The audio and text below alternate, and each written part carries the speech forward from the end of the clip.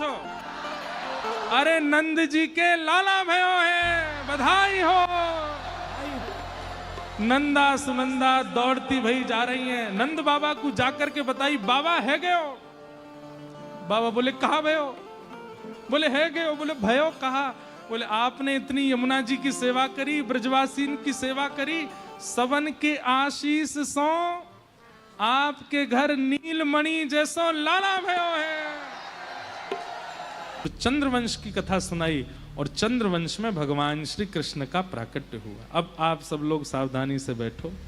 अब हम कृष्ण जन्मोत्सव की ओर बढ़ते हैं। चंद्रवंश के राजाओं की कथा सुनाते हुए श्री शुकाचार्य जी महाराज अंत में आकर के 2 श्लोकों में भगवान की संपूर्ण लीला सुना देते हैं। गोकुल में जन्म लियो, वृंदावन में लीला करी, कालिया नाग को मर्दन कियो, मथुरा जाकर के कंस वध किया, जरासंध ने चढ़ाई की, भगवान रण छोड़ करके भागे, द्वारिका की स्थापना की, 16,108 विवाह किए, महाभारत का युद्ध कराया, अर्जुन को गीता का ज्ञान दिया, लौट करके भगवान द्वारिका आए, कुछ लीलाएं और करके फिर ठाकुर जी अपने धाम को प्रस्थान कर गए। पहले आज से लगभग 40-50 साल पहले कथाएं ऐसी ही होती थी, ऐसे गाते गाते व्यास जी कथा करते थे। सुखदेव जी बोले, हे राजन तुम आए हो, तुम्हें 7 दिन में मरने का श्राप लगा है, तुम्हारे श्राप का निवारण हम जरूर बताएंगे। पहले ऐसे कथा होती थी। तो ऐसे ही शुकाचार्य जी महाराज 2 श्लोकों में संपूर्ण कृष्ण कथा सुना देते हैं। मथुरा में जन्म लिया, गोकुल में लीला, वृंदावन में लीला, फिर उसके बाद द्वारिका प्रस्थान आदि आदि सब जल्दी जल्दी सुना दिया। बोले हो गई कृष्ण कथा, यही है कृष्ण लीला। परीक्षित जी महाराज बोले, भगवान कथितो वंश विस्तारो भवता सोम सूर्ययो राज्ञां चोभयवंशानां चरितम परमाद्भुतम। नाथ, इससे अच्छा तो आप कथा शुरू ही नहीं करते, मैं वियोग में ही प्राण त्याग देता। एक तो आपने कथा शुरू कर दी, ऊपर से सुना भी नहीं रहे, 2 श्लोकों में पूरी कृष्ण लीला सुना रहे हैं। हे नाथ, ऐसा मत कीजिए ना। जिन कृष्ण ने मेरी मां के गर्भ में आके मेरी प्राण रक्षा की, मैंने उनको देखा नहीं कभी, क्योंकि जब तक मैं होश संभालता तब तक वो लीला पूरी करके जा चुके थे। कम से कम आप कथा सुना करके उनका अनुभव तो करा दीजिए कि वो हैं कैसे, उनका प्रभाव कैसा, उनका स्वभाव कैसा है। कृपा करके विस्तार से सुनाओ। सुखदेव जी बोले, ठीक है सुना दूंगा, थोड़ा भोजन कर लो, पानी पी लो, 4 दिन हो गए तुमको कथा सुनते हुए, तुम उठे भी नहीं हो, थोड़ा कुछ खा पी लो। बोले, भगवान मुझे सच में भूख प्यास नहीं है, आप जो कथा सुना रहे हैं और कृष्ण दर्शन की जो लालसा मेरे चित्त में जग चुकी है ना, उसके आगे मुझे भूख प्यास नहीं लग रही है, आप कृपा करके मुझे सुनाओ। बंधुओं, ये प्रेम का लक्षण है। प्रेम है भी गयो और भूख लग रही है तो प्रेम नहीं है। प्रेम है गयो, ब्रजभाषा बोल रहे हैं, अब तो ब्रजभाषा में ही कथा होगी आगामी 3 दिन। प्रेम है गयो और नींद आ रही है तो ये प्रेम नहीं है। प्रेम हो भी गया और सजने संवरने का भी आपको ध्यान है तो प्रेम नहीं है। प्रेम तो नींदें उड़ाता है, प्रेम तो भूख भगा देता है, प्रेम तो सारी स्थितियां बदल देता है। संसार से नहीं, ठाकुर जी से।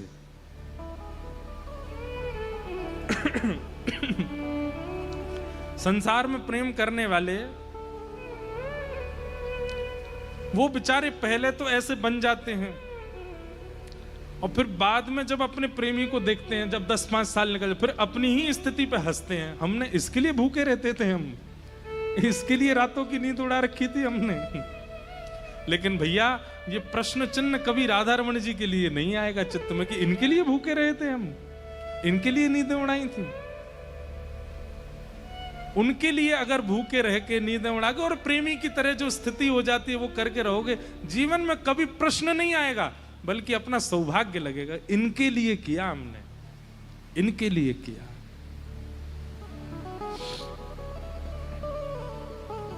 आज परीक्षित जी महाराज कहते हैं मुझे भूख प्यास नहीं है, मैं तो केवल और केवल हरि दर्शन की प्यासी अखियां हरि दर्शन की प्यासी, हरि दर्शन गाइए की प्यासी अखियां हरि दर्शन की प्यासी। सूरदास जी कह रहे हैं, देखो चाहत कमल नयन को, देखो चाहत कमल नयन को, निस दिन रहत उदासी, निस दिन रहत उदासी, अखियां हरि दर्शन की प्यासी, हरि दर्शन की प्यासी अखियां हरि दर्शन की प्यासी। बस यही भाव सुखदेव जी के चित्त में आ रहा है। और परीक्षित जी महाराज बोले सुखदेव जी महाराज बोले परीक्षित, सब लोग इधर देखो, इधर देखो, यहां देखो, अब तुम उस स्थिति में आ चुके हो कि मैं तुम्हें ब्रज की लीला में प्रवेश कराऊं। जब तक ऐसी स्थिति नहीं बनेगी तब तक ब्रज लीला में प्रवेश नहीं हो सकता। अब तुम उस स्थिति में आ चुके हो कि तुमको ब्रज की लीला मैं सुनाऊंगा। और अब तुम ध्यान से सुनो कि वसुदेव ग्रहे साक्षात भगवान पुरुष पर, जनिष्यते तत्प्रियार्थम सभवन्तु सुरस्त्रिय। भगवान ने आकाशवाणी करके सब देवी देवताओं को बता दिया कि चिंता नहीं करिए, अब द्वापर में पृथ्वी के भार को हल्का करने के लिए साक्षात मैं अवतार ले रहा हूं। कहां ले रहे हैं अवतार? बोले ब्रजमंडल में श्री वसुदेव जी महाराज हैं, देवकी मैया हैं, इन्होंने तप करके मुझे पुत्र रूप में मांगा था, इन्हीं के यहां मैं पुत्र बन करके आ रहा हूं। वसुदेव जी का देवकी से ब्याह हुआ। देवकी मैया के चचेरे भाई हैं कंस। अपनी बहन को विदा करने के लिए कंस जा रहा था, तभी आकाशवाणी हो गई कि इसी बहन का 8वां गर्भ तेरा काल होगा। ये सुनकर के कंस देवकी के ऊपर तलवार चलाने को हुआ, तभी वसुदेव जी ने चरण पकड़ के कहा, इनको मत मारो, बहन है तुम्हारी, छोटी बहन है, काल इनका पुत्र होगा ना, तो जितने बालक हमारे होंगे हम सब तुमको दे देंगे, इनको मत मारो। कंस ने कारागृह में डाल दिया। 6 बालकों की हत्या कंस ने की। 7वें बालक के रूप में श्री बलराम जी महाराज आए। भगवान के शेष नाग ही श्री बलराम जी के रूप में पधारे। ठाकुर जी के मन में आया कि वैसे ही क्रोधी हैं, जन्म लेते ही मामा कंस को मार देंगे दाऊ दादा, जो काम हमको करना है, लीला करनी है, वो लीला अधूरी रह जाएगी। कंस को मारने के लिए व्रज लीला करनी पड़ेगी और उसके लिए कंस का जीवित रहना जरूरी है। तो उन्होंने योग माया को आज्ञा करके कहा कि आप मां के गर्भ में गए हुए हमारे बड़े भैया बलराम जी का स्थानांतरित कर दो, और स्थान परिवर्तित करके श्री बलराम जी को रोहिणी जी के गर्भ में परिवर्तित कर दिया। इसलिए बलराम जी रोहिणी नंदन भी हैं, देवकी नंदन भी हैं। और कंस को ऐसी खबर मिली कि 7वां बालक गर्भ में ही मर गया। लेकिन अब 8वां आने वाला है, तैयारी करो। सैनिकों को लगा दिया, घेराबंदी कर दी, सबको, सुबह की शिफ्ट अलग है, नाइट शिफ्ट अलग है, सब सैनिकों की लगा दी, कहीं से भी निकल के भागने ना पाए मेरा शत्रु। धीमे धीमे भादों का महीना आया और श्री देवकी मैया इतनी सुंदर हो गई हैं जिस दिन से ठाकुर जी गर्भ में आए हैं कि कंस जान मुझ के कारागृह में जाता ही नहीं है। क्यों?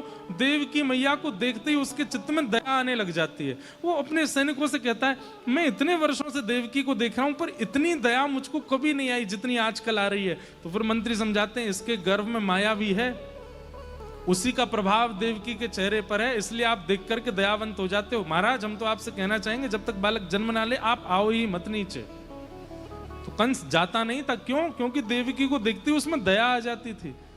हमारे आचार्य चरण कहते हैं कि जिसके चित्त में भक्त, जिसके चित्त में ठाकुर जी विराजमान है, उस व्यक्ति का रूप ऐसा हो जाता है कि सामने वाला अपने दोष त्याग देता है।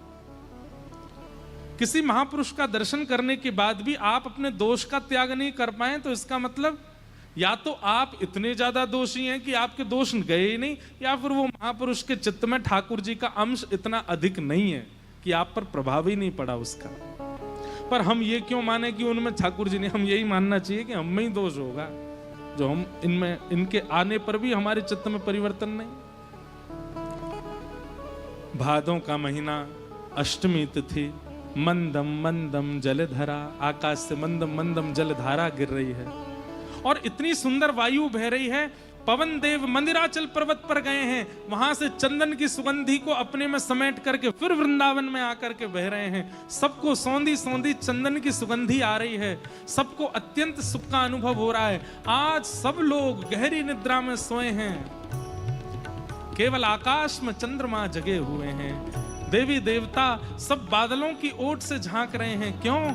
आज परब्रह्म परमात्मा का प्रादुर्भाव होने वाला है। मंदम मंदम जलधारा गिरकर के मानो पृथ्वी का शुद्धिकरण कर रही है, पवित्रीकरण कर रही है। ठाकुर जी आ रहे हैं, थोड़ा प्रोक्षण कर दिया जाए। वायु में जो चंदन का तत्व है, वो चंदन का तत्व रोम रोम कण कण में जाकर के व्यवस्थित कर रहा है। जैसे किसी विशिष्ट के आने से पहले उसके आसन पर इत्र लगा देते हैं, ऐसे मानो पूरे ब्रजमंडल में इत्र छिड़क दिया गया हो। गहरी निद्रा में सोई हैं देवकी मैया, वसुदेव जी, सब द्वारपाल सोए हैं। कंस भी आज गहरी निद्रा में सोया है, जबकि कंस तो इतनी चिंता में था, उसको नींद कैसे आ गई? ठाकुर जी ने आज सबको सुख प्रदान कर दिया है। व्यक्ति को अत्यंत गहरी निद्रा तभी आती है जब बहुत सुख में हो, तो ठाकुर जी के आने से पहले ऐसा सुखमय वातावरण हो गया कि सब गहरी निद्रा। और जैसे ही मध्य रात्रि हुई है, मध्य रात्रि होते ही कंस के कारागृह में देवकी मैया के गर्भ से एक दिव्य तेज प्रकट हुआ और उस दिव्य तेज के साथ शंख चक्र गदा पद्मधारी साक्षात नारायण ही कृष्ण रूप में प्रकट हो गए हैं। बोल बाल कृष्ण लाल की जय। जय। अभी ये बधाई बाद में दियो, रुक जाओ, अभी गोकुल पहुंचन दो यार। अभी तो 4 भुजा वारे प्रकट में हैं, 4 भुजा में ठाकुर जी प्रकट हो गए। हाथ जोड़ो, नेत्र बंद करो और अनुभव करो कैसे लग रहे हैं ठाकुर जी। कि तमद्भुतम बालकमंबुजक्षणम चतुर्भुजम शंख गदायुधायुधम श्रीवत्सलक्ष्मं गलसौभकोस्तुभं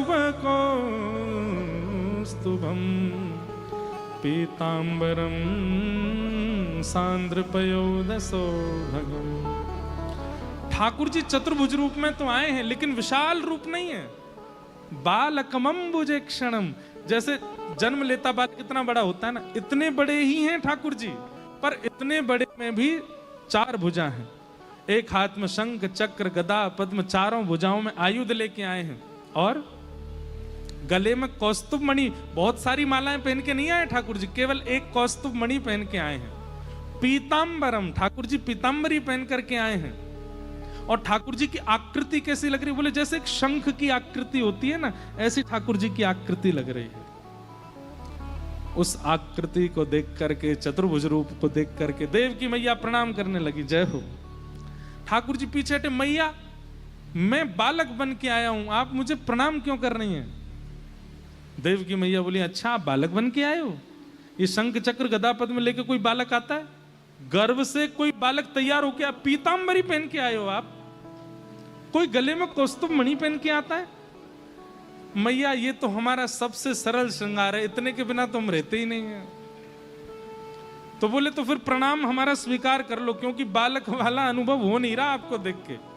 बालक तो 2 भुजा में आता है और बालक जन्म लेते ही आंखें नहीं खोलता है, रोता है। और बालक कपड़े वपड़े पहन के नहीं आता है। ठाकुर जी बोले मैया हम तो इसलिए श्रृंगार करके आए कि मामा कंस मारने आता, जन्म लेते ही सुदर्शन चक्र से उसका सर धड़ से अलग कर देंगे। अच्छा, कंस की चिंता थी आपको, यह चिंता नहीं हुई कि मेरी मां मुझे गोद में कैसे उठाएगी, मेरी मां मुझे गोद में लेगी, कहीं चक्र लग गया तो, कहीं गदा लग गई तो। आप अब भी उसकी चिंता करके आए हो, मेरी चिंता नहीं हुई आपको। ठाकुर जी बोले मैया अब आज्ञा करो। बोले सबसे पहले तो बालक बनो, और दूसरा ये जन्म लेते ही आप चतुर्भुज रूप में आए थे, ये स्मृति मेरे दिमाग से अंतर ध्यान करो, मुझे भुला दो कि मैंने आपको ऐसे देखा है, नहीं तो मैं कभी बालक नहीं मान पाऊंगी। ठाकुर जी बोले ठीक है माँ। भगवान छोटे से बन गए, मैया के स्मृति से ये चला गया कि ठाकुर जी चतुर्भुज रूप में आए। अब मैया को सीधा होश क्या आया कि जन्म लेते ही ये नन्हा सा बालक मेरी गोद में। ठाकुर जी धीमे धीमे रोने लगे। देवकी मैया ने हृदय से लगाया, पयोधर का पान कराया।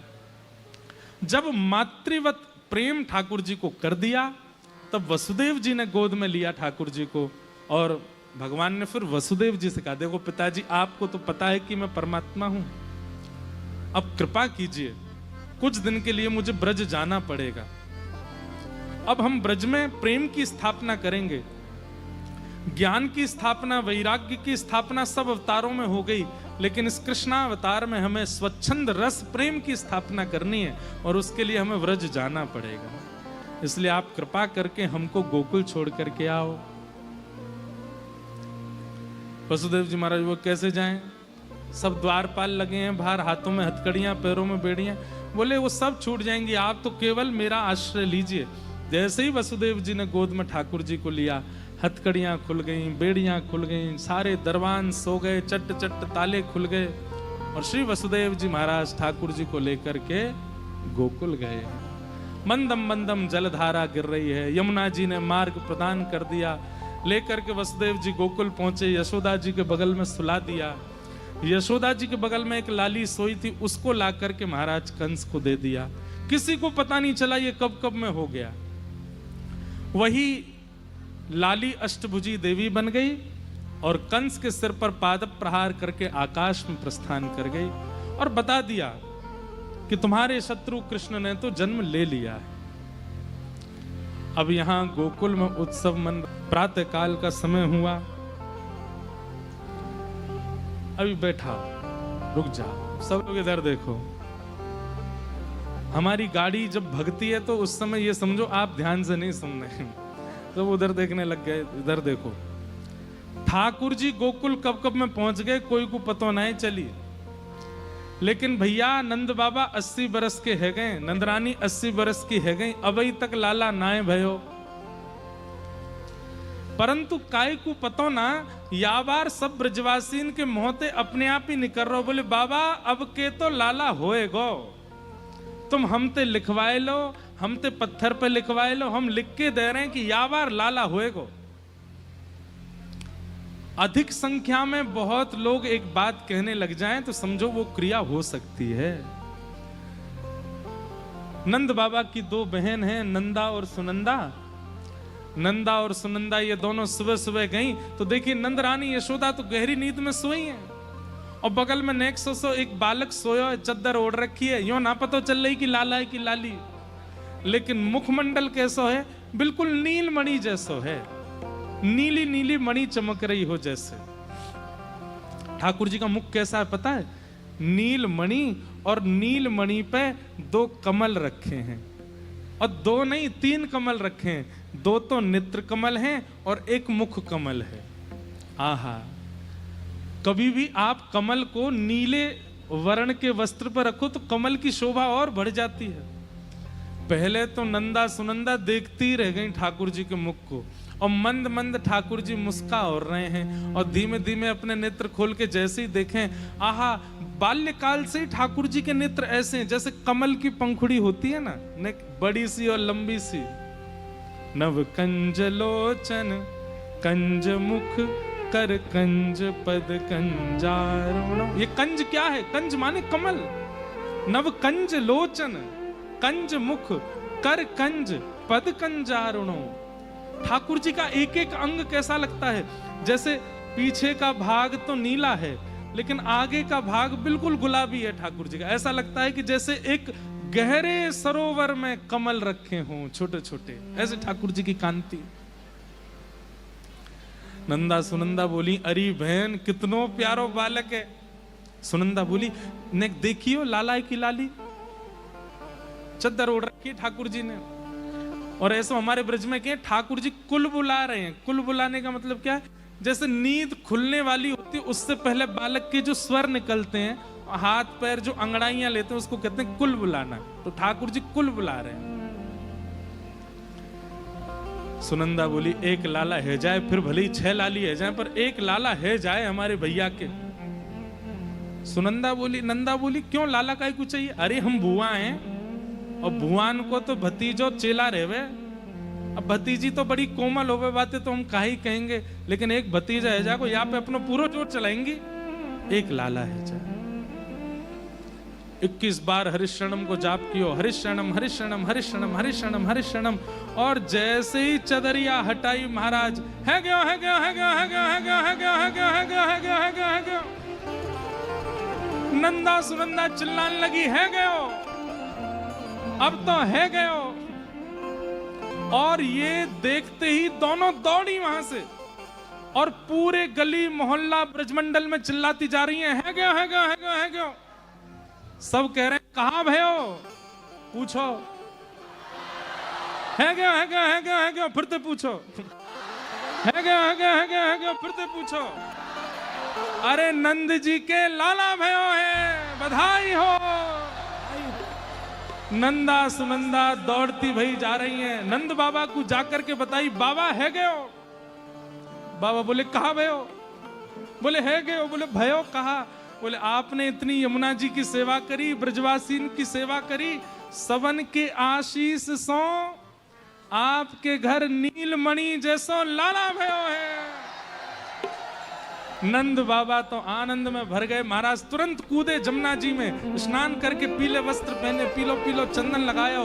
पूरे ब्रजमंडल में हवा की तरह बात फैल गई। बोले भैया नंद बाबा के लाला भयो है, और जो सुन रहे हो है वही नाच रहे हो है। हो ब्रज में है रही जय जयकार, नंद घर लाला जायो है। ब्रज में है रही जय जयकार, लाला जायो है। हाँ ब्रज में है रही जय जयकार, नंद घर लाला जायो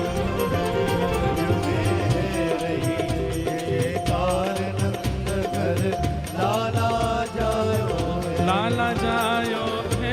नंद रानी ने लाला जायो है। अरे नंद रानी ने लाला जायो है, जायो है। नंद रानी ने लाला जायो है। ओ ब्रज में, ओ ब्रज में, ओ ब्रज में है रही जय जयकार, नंद घर लाला जायो है। ब्रज में है रही जय जयकार, नंद घर लाला जायो है।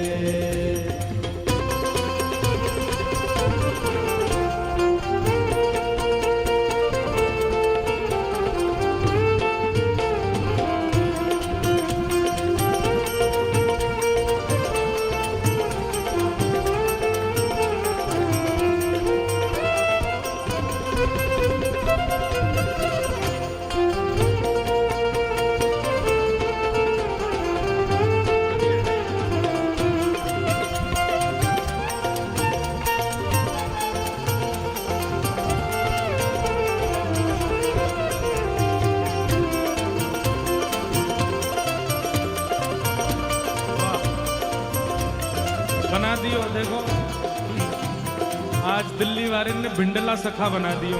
कहा की हो अब बस एगो एगो चलो चलो बधाई हो। खुद ही बांधेंगे हमारे। ब्रज 84 कोस में भैया, ब्रज 84 कोस में भैया, ब्रज 84 कोस में भैया,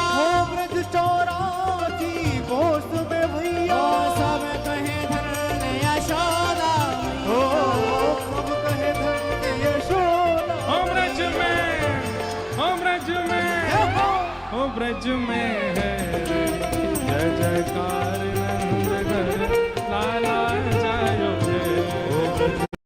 Find what's right for you only on Myntra Beauty. Nice. Shop now and get extra 20% off.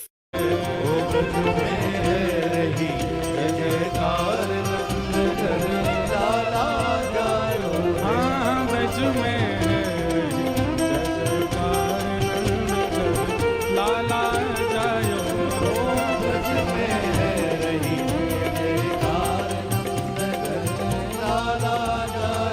लाला जायो है नंद रानी ने लाला जायो है।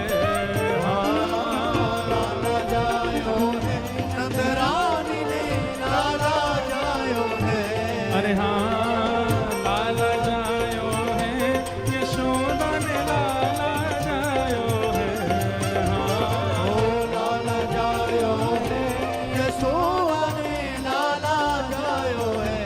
ओ ब्रज में ओ ब्रज में ओ ब्रज में है जय जयकार नंद घर लाला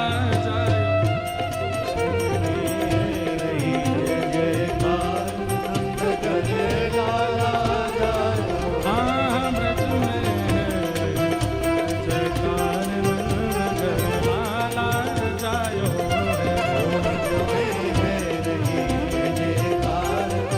बधाई हो।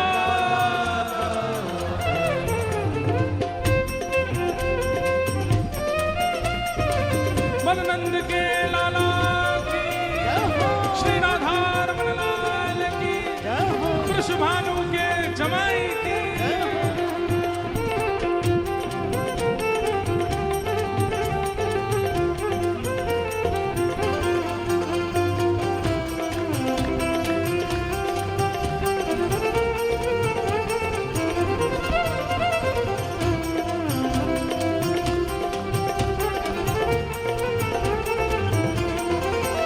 हे यूथ के यूथ नंद घर आवे। यूथ के यूथ नंद घर आवे। हे नंद घर आवे।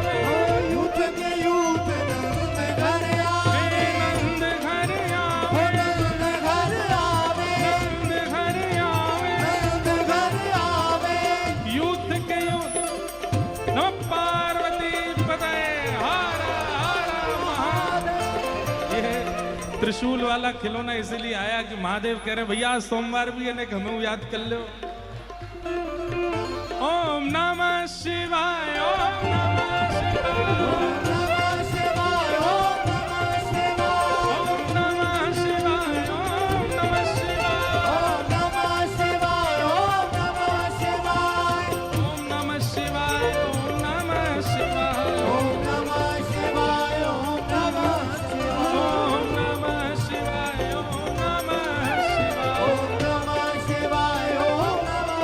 हे नंद घर आवे।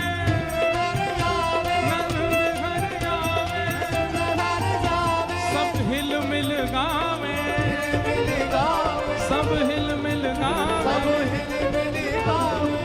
ब्रह्मानंद समान आज सुख सबने पायो है। हाँ ब्रह्मानंद समान हो ब्रज में ने भुजा उठा के पूरा जोर लगा के बोलना है।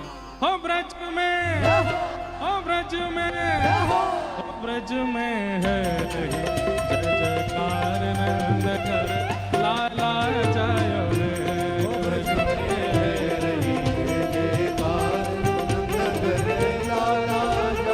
हाँ ब्रज में है जय जयकार नंद घर लाला जायो।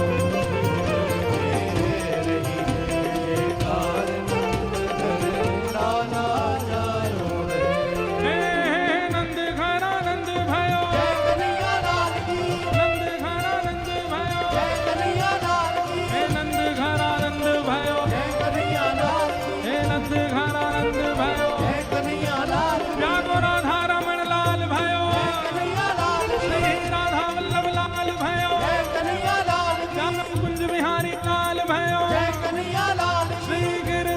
गोपाल भयो जय कन्हैया लाल की नंद में आनंद भयो जय कन्हैया लाल की आनंद में आनंद भयो जय कन्हैया लाल की वो ब्रज में है रही जय जयकार नंद लाला जायो ब्रज में है रही जय जयकार नंद लाला जायो हाँ ब्रज में है रही जय जयकार नंद लाला